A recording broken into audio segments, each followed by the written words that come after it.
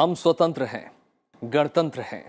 पूरी दुनिया में ये उद्घोष करते हम भारतीय जब भी देश की बात करते हैं तो सभी देशवासियों के दिलो दिमाग में वो लोग फिर से जीवित हो उठते हैं जिन्होंने देश को गुलामी की बेड़ियों से आज़ाद कराया है और एक लोकतांत्रिक गणराज्य की नींव रखी। आज गणतंत्र के 70 साल पूरा करता देश आज़ादी के संघर्ष को नहीं भूल पाया है, जिसमें न केवल पुरुषों ने बल्कि महिलाओं ने भी महत्वपूर्ण भूमिका निभाई। भीकाजी कामा, डॉक्टर एनी बेसेंट, विजय लक्ष्मी पंडित, अरुणा आसफ अली, सुचेता कृपलानी, कस्तूरबा गांधी और सरोजनी नायडू, ये कुछ ऐसे नाम हैं जो देश की जागृत नारी शक्ति की नज़ीर पेश करते हैं। पर देश ने समाज में स्त्रियों के बलिदान और योगदान को जगह तो दी, लेकिन फिर भी गणतंत्र बनने के बाद गिरते लिंगानुपात से ये साफ हो गया कि नारी विकास और सशक्तिकरण देश की प्राथमिकता के वो विषय हैं जिन पर गंभीरता से काम किया जाना जरूरी है। नमस्कार, राज्यसभा टीवी की इस खास पेशकश 70 का गणतंत्र में आपका स्वागत है। मैं हूं आपके साथ वैभव राज शुक्ला। आज की इस कड़ी में हम बात करेंगे 70 साल में महिला सशक्तिकरण के सफर की और जानेंगे कि कैसे इसके जरिए लिंग अनुपात की गहरी खाई को कम किया गया है। तो आइए शुरू करते हैं।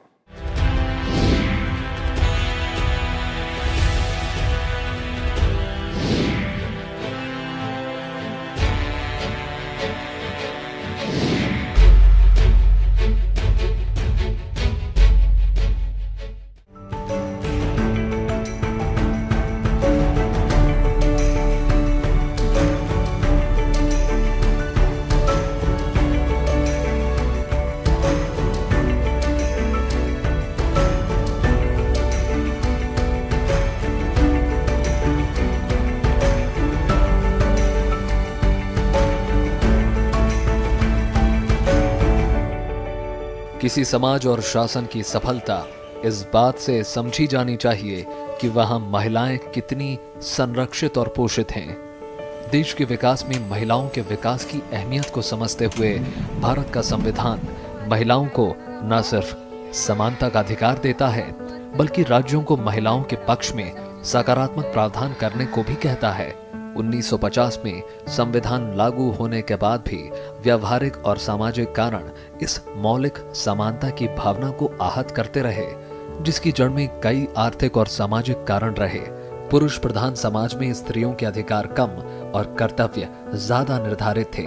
हालांकि संविधान के द्वारा उन्हें हर प्रकार की स्वतंत्रता दी गई थी, फिर भी सामाजिक परिवेश और दबाव स्वतंत्रता के अधिकार पर हावी हो जाते थे। परंपरागत रूप से समाज में महिलाओं को कमजोर वर्ग के रूप में देखा जाता रहा है। वे घर और समाज दोनों जगहों पर शोषण और भेदभाव से पीड़ित होती थीं।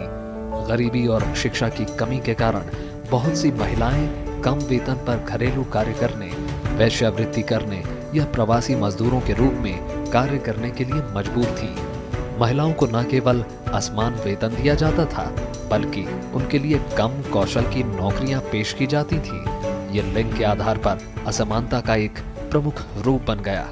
स्त्रियों का जीवन कमाने के मामले में ना के बराबर होने के कारण आर्थिक भार के रूप में देखा जाता है। वहीं परिवार में बेटियों की शादी पर होने वाला खर्च और दहेज जैसी कुप्रथा बचपन से ही उनकी जरूरतों से वंचित करने की कारण थी। शादी को ही बालिका के जीवन का लक्ष्य मानते हुए उसकी शिक्षा के खर्च को परिवार पर अतिरिक्त बोझ की तरह देखा जाता था। समाज में बेटे की प्रबल होती चाहत का ही नतीजा था कि अब तमाम तरीकों से गर्भ में ही शिशु के लिंग का पता लगाकर भ्रूण हत्या ने जगह बना ली, जिसे समाज के बड़े वर्ग का प्रश्रय प्राप्त था, जो लिंगानुपात घटाने का भी कारण था। लिंग अनुपात से मतलब है कि देश में प्रति 1000 पुरुषों की तुलना में महिलाओं की संख्या कितनी है।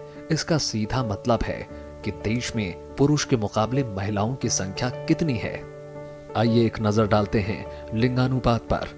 प्रति 1000 पुरुषों पर महिलाओं की संख्या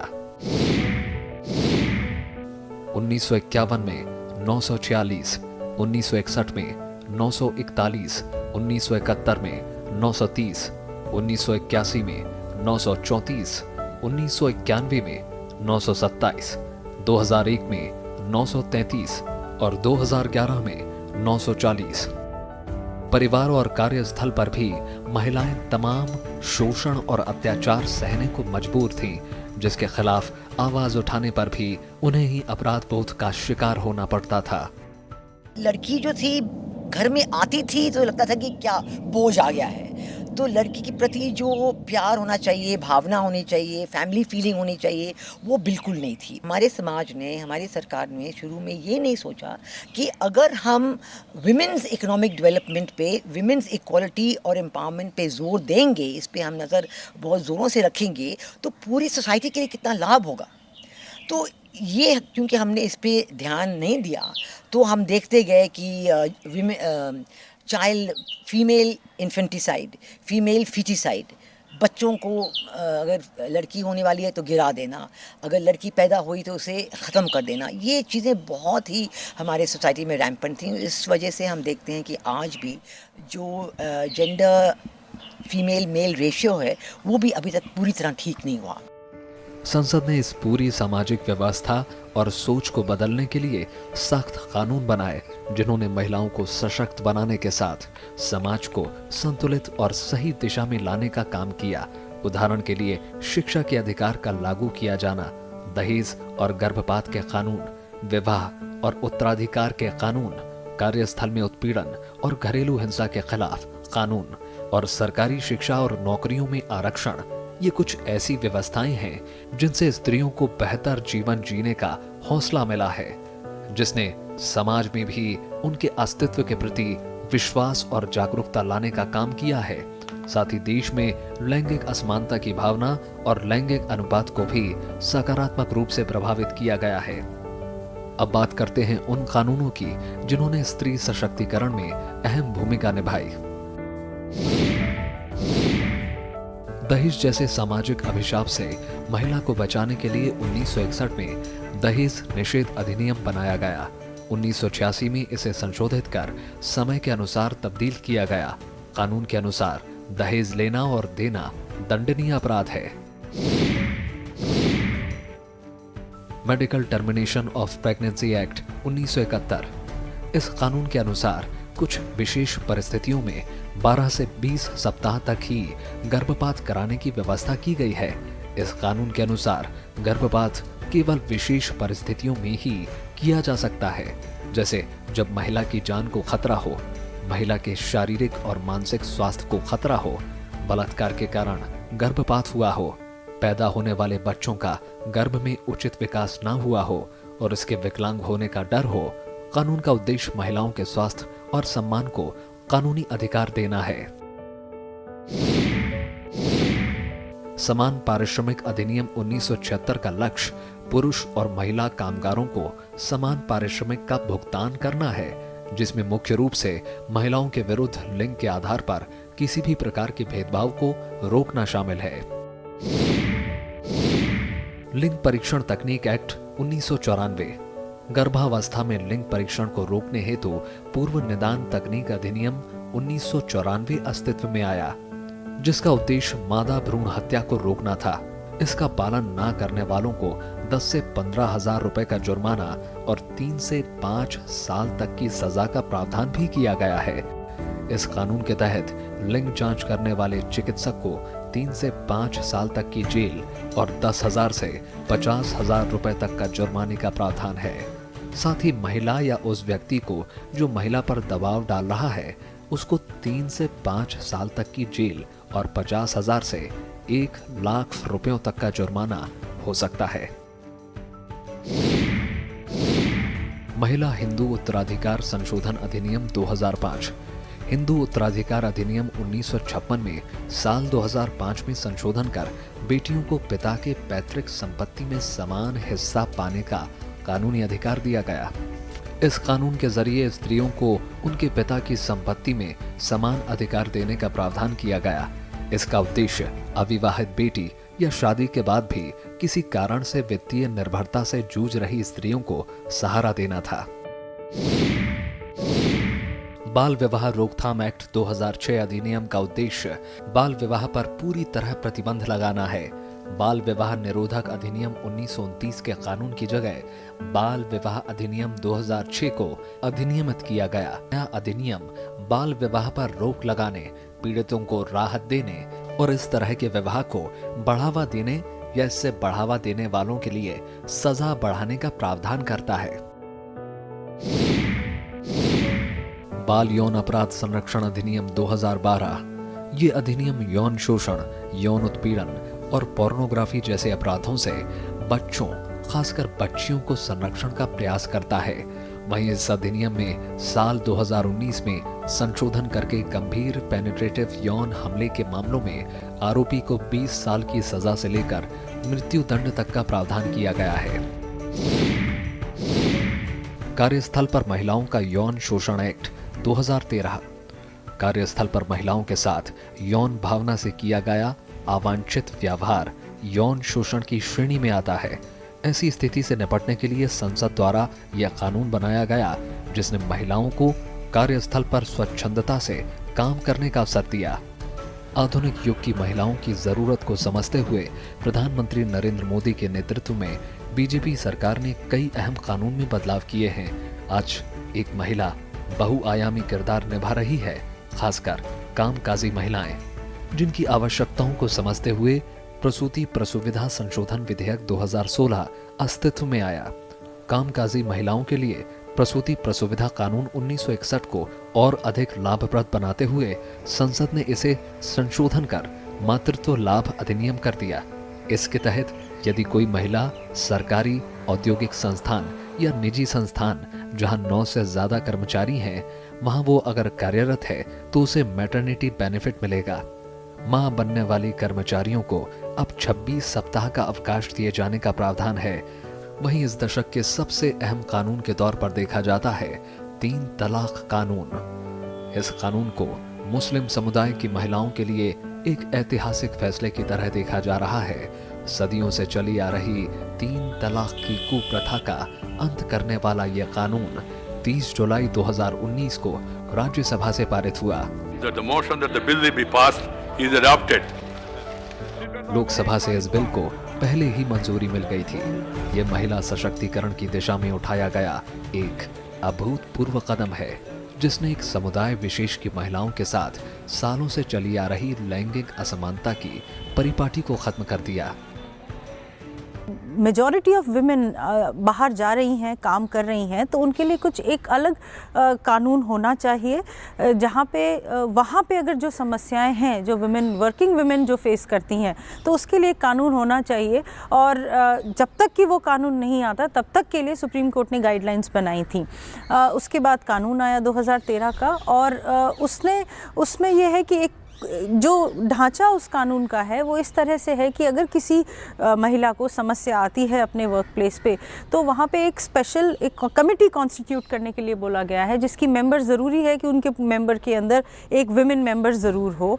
वहाँ पे वो शिकायत कर सकती हैं, वहाँ पे फिर उसको एनालाइज़ किया जाएगा उस कमेटी के अंदर, और अगर पाया जाता है कि वो शिकायत सही है तो डेफिनेटली उनके जो भी जिसने वो किया है उसके खिलाफ एक्शन भी लिया जाएगा। बहुत समय से देखा जा रहा था कि मुस्लिम महिलाओं के अंदर इस चीज़ को लेके बहुत रोष था। एक खत के ज़रिए या टेलीफोन पे अगर 3 बार ट्रिपल तलाक बोल दिया जाए तो तलाक मान लिया जाता था। अब उसी से कंसर्निंग कुछ और इश्यूज़ भी हैं जो कि अभी पेंडिंग है सुप्रीम कोर्ट के अंदर, जिसमें निकाह हलाला भी है और पॉलीगमी भी है। तो ये सारी चीज़ें हैं जिससे ये सामने आ रहा है कि विमेन की स्थिति को सुधारने के लिए ये सारे कानून हैं। अभी तक जो वो ऑप्रेस्ड थी उस चीज़ों से, उन कुरीतियों को हटाने की कोशिश की जा रही है। तो definitely these all are very positive steps.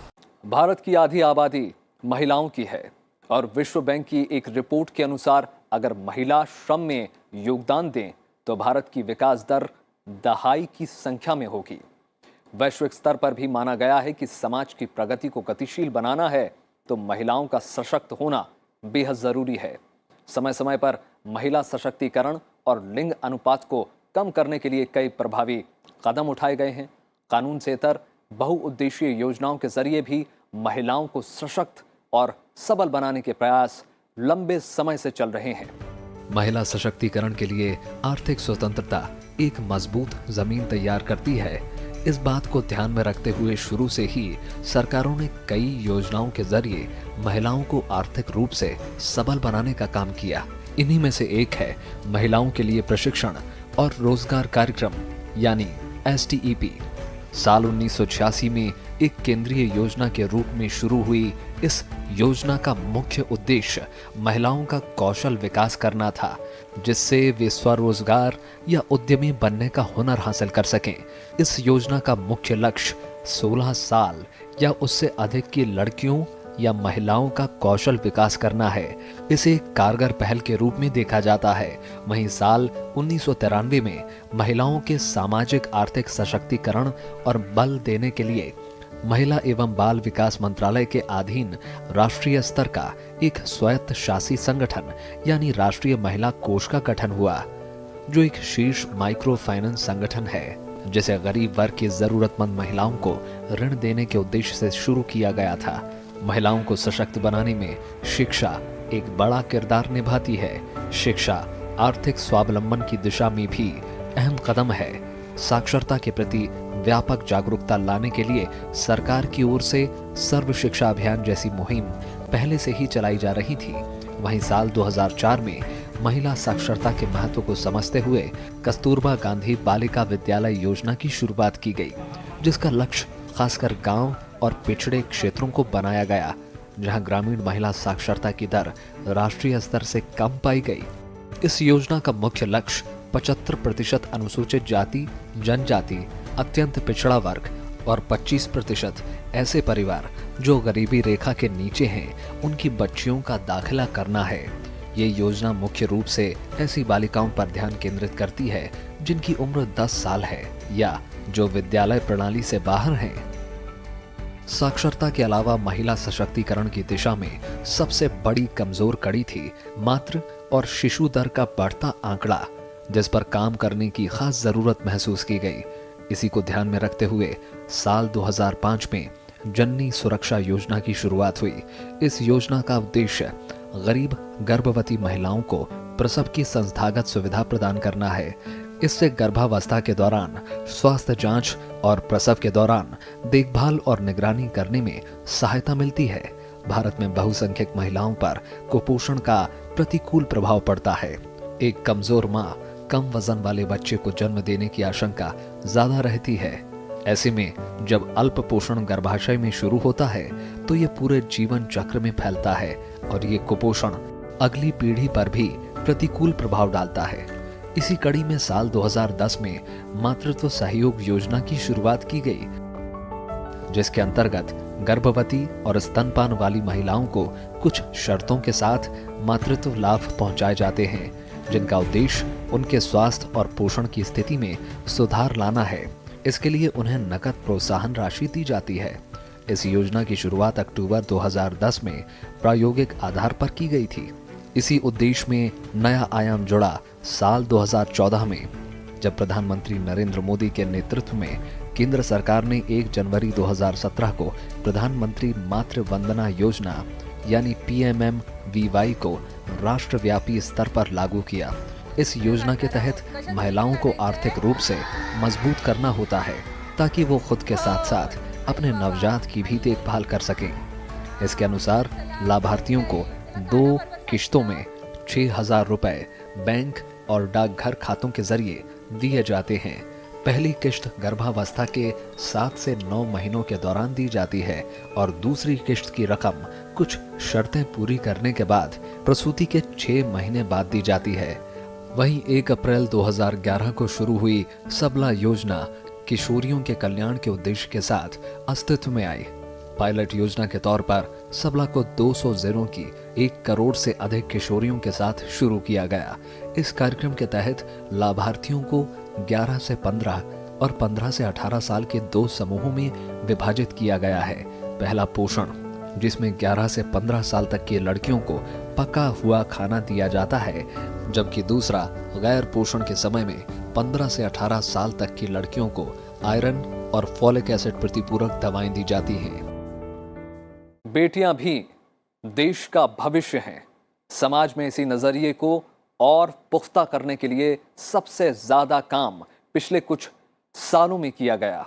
केंद्र सरकार ने कई योजनाओं के जरिए सामाजिक जागरूकता लाने का काम किया है। ज्यादातर योजनाओं की शुरुआत एक मुहिम की तरह की गई, जिससे ज्यादा आम लोग जुड़ सकें और योजनाएं ज्यादा प्रभावी बन सकें।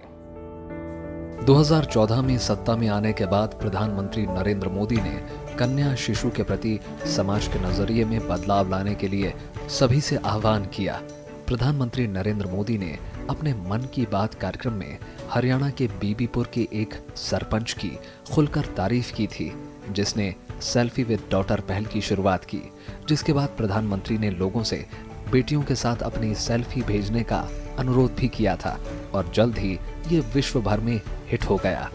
इसी तरह के तमाम प्रयासों से सबसे ऊपर रहा बेटी बचाओ बेटी पढ़ाओ कार्यक्रम, जिसकी शुरुआत प्रधानमंत्री नरेंद्र मोदी ने 22 जनवरी 2015 को पानीपत हरियाणा में की थी। बेटी बचाओ बेटी पढ़ाओ योजना के जरिए शिशु लिंग अनुपात में कमी को रोकने में मदद मिली है। ये योजना 3 मंत्रालयों द्वारा कार्यान्वित की जा रही है। महिला और बाल विकास मंत्रालय, स्वास्थ्य परिवार कल्याण मंत्रालय और मानव संसाधन मंत्रालय। योजना के प्रथम चरण में पीसी तथा पीएनडीटी एक्ट को लागू करना, राष्ट्रव्यापी जागरूकता और प्रचार अभियान चलाना और चुने गए 100 जिलों जहां शिशु लिंग अनुपात कम है उनमें से संबंधित कार्य करना। इसके जरिए बुनियादी स्तर पर लोगों को प्रशिक्षण देकर संवेदनशील और जागरूक बनाकर और सामुदायिक एकजुटता के माध्यम से उनकी सोच को बदलने पर जोर दिया जा रहा है। इस योजना के जरिए लिंग अनुपात में जन्म में सुधार लाने की कल्पना की गई है। आंकड़ों की बात करें तो जनगणना 2011 के अनुसार 8 मार्च 2018 से देश के 640 जिलों में बेटी बचाओ बेटी पढ़ाओ योजना लागू की गई है। इसमें से 405 जिले बहुक्षेत्रीय हस्तक्षेप और वकालत और मीडिया माध्यम से शामिल हैं, जबकि बाकी 235 जिले केवल एडवोकेसी और मीडिया अभियान के तहत आते हैं। आज इस योजना के जरिए समाज में व्यापक रूप से जागरूकता लाने में सफलता मिली है। शुरू में ही before even they are born, शुरू में ही जो उनको हटा दिया जाता था, इस दुनिया में आने की भी उनको नहीं दिया जाता था, तो वो बेटी बचाओ का जो एक नारा है वो मुझे लगता है वो उस चीज़ के लिए है और वो बहुत अच्छा भी है। तो बेटी बचाओ और ना सिर्फ बचाओ बल्कि उन्हें पढ़ाओ भी, बिकॉज़ अगर आप एक महिला को या एक लड़की को इंडिपेंडेंट देखना चाहते हैं तो बहुत ज़रूरी है कि वो अपने पैरों पर खड़ी रहें, अपना कमाएं, अपने परिवार को सपोर्ट करें। क्योंकि अगर आप ये कहते भी हैं कि अगर एक विमेन पढ़ी लिखी है, एक महिला अगर पढ़ी लिखी है तो वो पूरे की पूरी एक पीढ़ी को संभाल लेती है। पिछले कुछ सालों में महिला हिंसा और अपराध से सुरक्षा देने के लिए भी व्यापक कदम उठाए गए हैं। देश की महिलाएं खुद को सुरक्षित महसूस कर सकें, इसके लिए एक ऐसे केंद्र की जरूरत महसूस की गई जो पूरी तरह विपरीत परिस्थिति में महिला के लिए समर्पित हो। इस उद्देश्य के साथ मार्च 2015 में पूरे देश में वन स्टॉप सेंटर की शुरुआत हुई। इस सेंटर से पुलिस, स्वास्थ्य और मनोवैज्ञानिक सेवाओं के साथ हिंसा की शिकार महिलाओं के लिए अस्थायी शरण देने वाली संस्थाओं को भी जोड़ा गया। महिला एवं बाल विकास मंत्रालय की इस योजना को निर्भया फंड के तहत वित्तीय सहायता दी जाती है। केंद्र सरकार ने 718 जिलों में वन स्टॉप सेंटर की शुरुआत करने को मंजूरी दी है। आंकड़ों के हिसाब से अब तक 279 वन स्टॉप सेंटर क्रियान्वित किए जा चुके हैं। सरकार की महिलाओं की सामाजिक आर्थिक स्थिति सुधारने की मुहिम में प्रधानमंत्री उज्ज्वला योजना मील का पत्थर साबित हुई है। ये योजना भारत के गरीब परिवारों की महिलाओं के चेहरों पर खुशी लाने के उद्देश्य से केंद्र सरकार द्वारा 1 मई 2016 को शुरू की गई। योजना का मुख्य उद्देश्य ग्रामीण क्षेत्रों में खाना पकाने के लिए उपयोग में आने वाले जीवाश्म ईंधन की जगह एलपीजी के उपयोग को बढ़ावा देना है। इस मुहिम के जरिए ग्रामीण महिलाओं की सेहत की सुरक्षा करते हुए महिला सशक्तिकरण को बढ़ावा दिया गया है। ये योजना एक धुआं रहित ग्रामीण भारत की परिकल्पना करती है। योजना से एलपीजी के उपयोग में वृद्धि और स्वास्थ्य संबंधी विकार, वायु प्रदूषण और वनों की कटाई को कम करने में मदद मिल रही है। इसके अलावा मौजूदा केंद्र सरकार ने गर्भवती स्त्रियों और 6 साल तक के बच्चों में कुपोषण की समस्या को समाप्त करने के लक्ष्य को हासिल करने के लिए 8 मार्च 2018 को पोषण अभियान की शुरुआत की। पोषण अभियान का उद्देश्य देश में चरणबद्ध तरीके से साल 2022 तक 0 से 6 साल के बच्चों के विकास में स्टंटिंग को 38.4% से 25% तक कम करना है। इस कार्यक्रम से 10 करोड़ से अधिक लोग लाभान्वित होंगे। गाँव में हम देख रहे हैं कि अभी तक कई गाँवों में चूल्हे पे खाना बनाया जाता है और उसका जो सबसे ज़्यादा मैक्सिमम हेल्थ हज़ार्ड है या जो इम्पैक्ट है वो तो विमेन के ऊपर ही आता है, क्योंकि वही उस चूल्हे पे खाना बना रही है, उसे यूज़ कर रही हैं। तो जो लंग्स के अंदर वो जो धुआं जा रहा है उसका मैक्सिमम जो इम्पैक्ट है वो उन्हीं पर जा रहा है। तो अगर उससे हम उनको लाकर गैस पे शिफ्ट कर रहे हैं तो ये भी बहुत एक पॉजिटिव चीज़ है, क्योंकि अगर घर की महिला हेल्दी होगी तो फिर पूरा घर एक तरीके से हेल्दी रहेगा।